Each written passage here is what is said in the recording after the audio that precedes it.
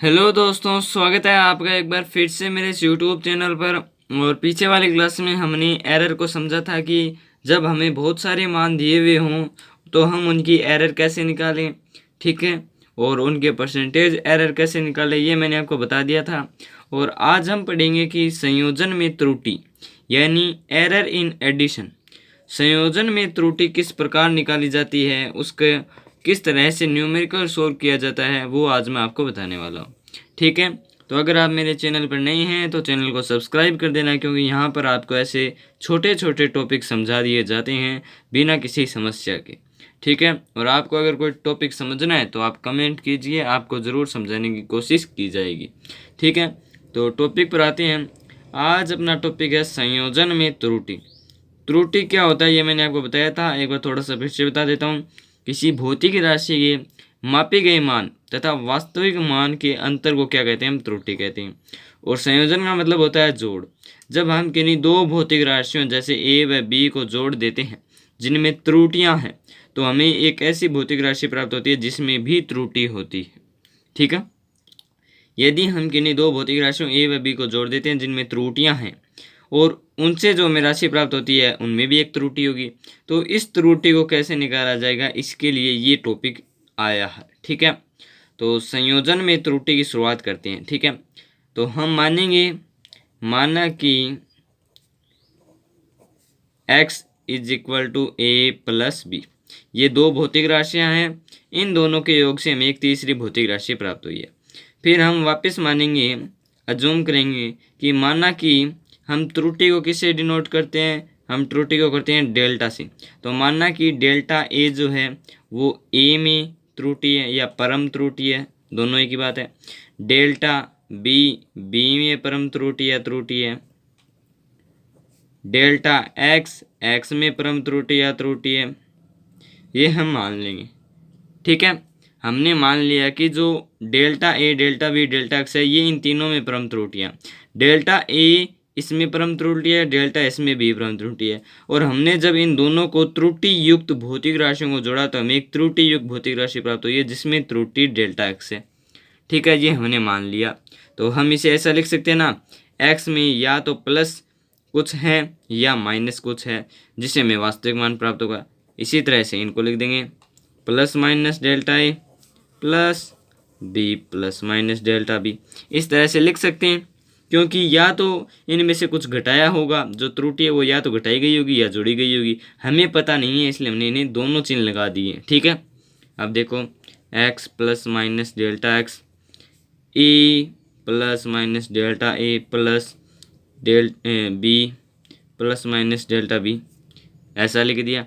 इसे हम दे देंगे समीकरण number 1, X plus minus delta x is equal to A. इस बी को इधर ले आएंगे, कोई फ़र्क नहीं पड़ेगा, प्लस का है। फिर इस प्लस माइनस डेल्टा ए को उधर ले जाएंगे, प्लस माइनस डेल्टा बी। ए प्लस बी किसके बराबर है, ए प्लस बी किसके बराबर है, एक्स के।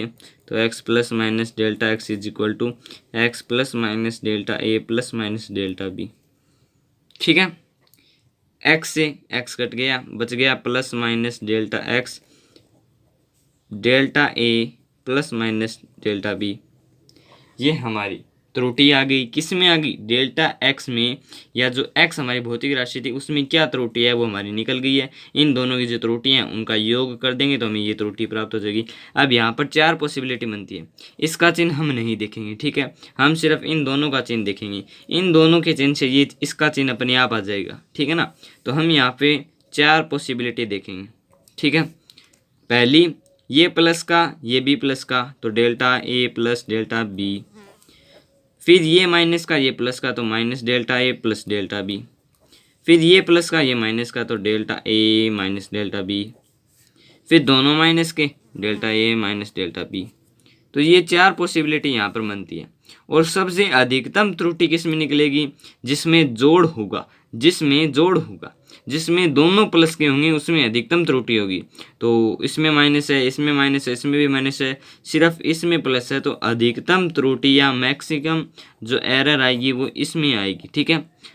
तो ये हमारी त्रुटि आ जाएगी delta x is equal to delta A plus delta B, ठीक है। अभी न्यूमेरिकल सॉल्व करेंगे तो अपने आप आपको समझ में आ जाएगा।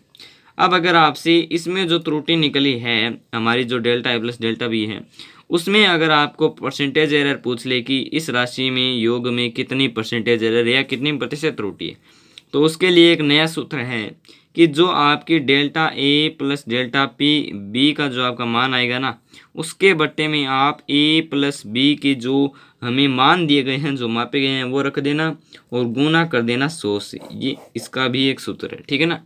Delta A plus delta B का मान रख देना और नीचे ए प्लस बी का मान रख देना, गुणा कर देना 100 से। अभी देखो मैं आपको न्यूमेरिकल कराता हूँ, ठीक है ना, उससे आपका डाउट हमेशा दूर हो जाएगा। तो ये आपके सामने एक न्यूमेरिकल है, ठीक है। संधारित्र होता है कैपेसिटर, ठीक है।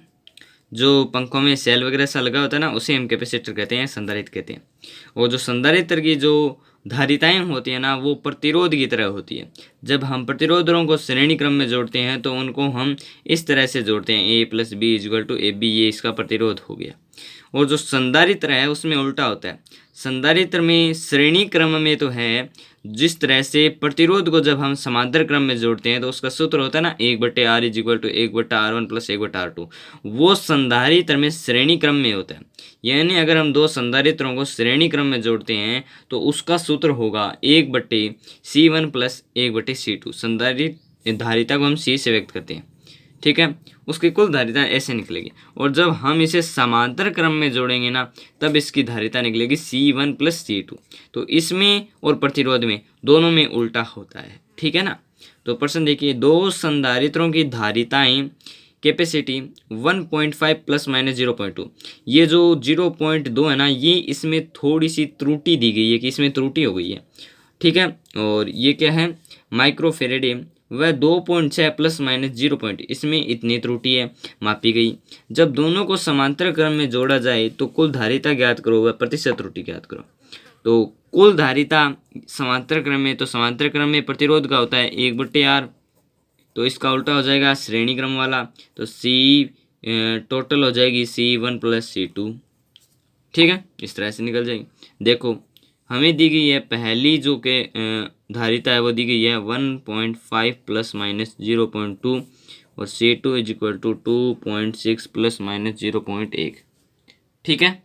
अब देखो इनमें ये त्रुटियां दी हुई हैं, तो हम धारिता निकाल लेते हैं। C टोटल क्या है, ये जोड़ दो और ये जोड़ दो, यानी ए प्लस बी जोड़ोगे तो 2.6 इज इक्वल टू 4.1, आगे मात्रक लगा तो ये कुल धारिता आ जाएगी।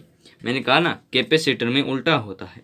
अगर आप श्रेणी क्रम में निकालते हैं तो 1/R वाला जिस तरह से सूत्र लगेगा, अगर आप समांतर क्रम में लगाते हैं तो R is equal to R plus 2 वाला सूत्र लगेगा, तो इसमें उल्टा होता है। तो हमने समांतर क्रम में कहा था, तो हमने श्रेणी क्रम वाला सूत्र लगा दिया प्रतिरोध का, ठीक है। ये कुल कैपेसिटी आ गई। अब हमें पूछा है कि प्रतिशत त्रुटि ज्ञात करो, तो मैंने अभी आपको सूत्र बताया था कि percentage error is equal to delta A plus delta b by a plus b गुणा 100। डेल्टा ए यानी ए में परम त्रुटि कितनी है, 0.2, प्लस बी में परम त्रुटि कितनी है, 0.1, तो दोनों को जोड़ा तो 0.3, ठीक है। और बट्टे में ए प्लस बी, यानी ये ए प्लस बी हमने जोड़ रखा है, ये आ गया 4.1, 1 गुणा 100, पॉइंट से पॉइंट कट गया, 300/41, ये आएगा 7.3 समथिंग परसेंटेज एरर, ठीक है। तो इस तरह से आप परसेंटेज एरर निकाल सकते हैं। और ये delta A plus delta B यानी डेल्टा C1 का जो मान है वो ये है, डेल्टा C टोटल का जो मान है वो है 0.3, कुल में इसमें 0.3 की परम त्रुटि हुई, तो इसे हम ऐसा लिख सकते हैं, ठीक है। ऐसा इस तरह से लिख सकते हैं कि जो डेल्टा CT है, या सीधा लिख सकते हैं इस तरह से, इन दोनों का योग है 4.1 प्लस माइनस इसमें 0.3 की परम त्रुटि हुई है, आगे मात्रक लगा देंगे, ठीक है। तो इस तरह से अपना ये न्यूमेरिकल सोल्व हो चुका है। तो मैं आशा करता हूँ कि आपको एरर इन एडिशन समझ में आया होगा, और अच्छा लगे तो मेरे चैनल को सब्सक्राइब करिए। आगे के तीनों टॉपिक और समझे जाएंगे, घातांक में भी त्रुटि समझाई जाएगी, सब यहाँ पर टॉपिक आपको समझने को मिलेगा। कोई सब टॉपिक समझना चाहते हैं तो कमेंट करिए, ठीक है। तो धन्यवाद दोस्तों एक बार फिर से, और अपना प्यार व सपोर्ट ऐसे ही बनाए रखिए।